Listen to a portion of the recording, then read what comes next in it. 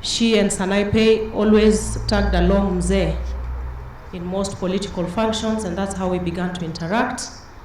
And Sanaipe, I always thought you and Vivian were twins until later in life. And I know how close you are. We shall all miss her very dearly.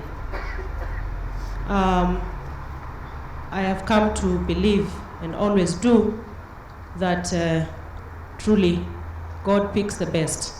Eric and the children, in that very dark moment, remember there is a God above, and turn to him. We will stand with you, we'll pray with you, but the Lord is there to fill the void. We are all here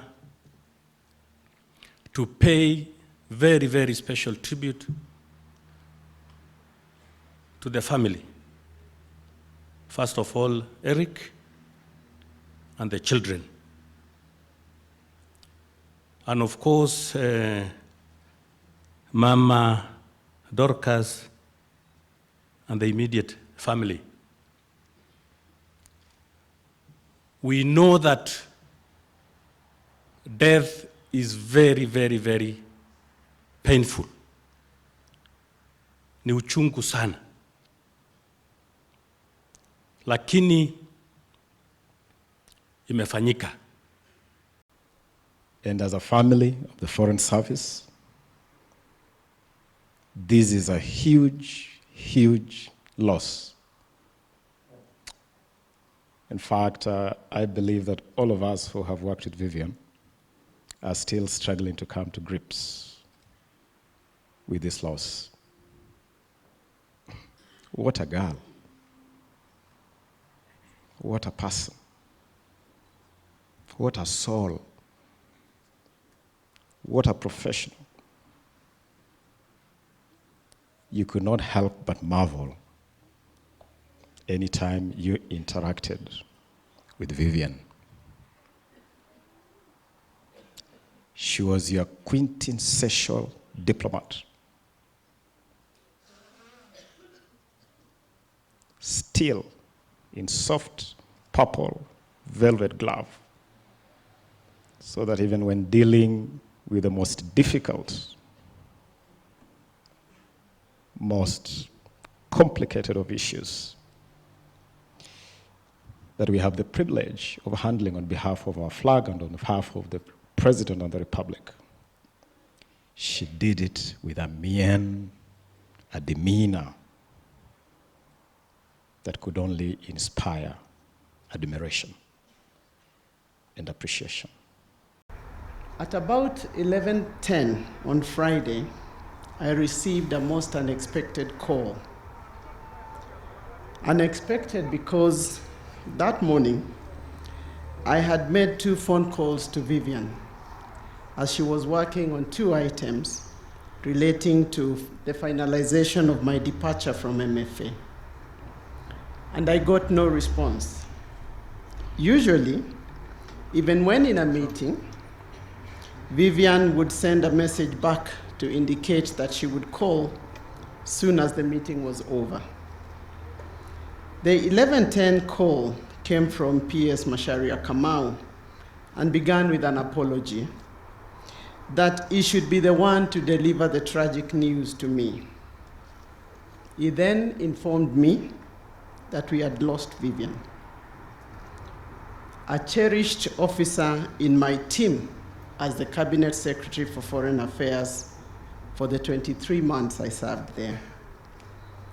On my own behalf and that of my family, as well as the colleagues, Cabinet Secretaries here, I want to convey my deepest condolences to you, Eric, and to your lovely children, to your family, for this inexplicable loss. We all mourn with you, the family, at this crushing loss, but we also celebrate what was a short yet exemplary life of an outstanding young shooting star. And that's the person I met when Monica asked that I meet the special envoy of the UN Secretary General to the Horn of Africa. And she gave that task of putting that meeting together to Vivian. And I saw the exuberance of that wonderful young diplomat. As Ababu Namwamba put it poetically, what a loss. She was full of energy, and just not demonstrating it, but living it. And I knew that Vivian was destined for greater heights within our chosen career. I actually at that particular time didn't even know that she was Mzee Ntimama'S daughter. I didn't know. And now that I know, it is so much reminiscent of our own father.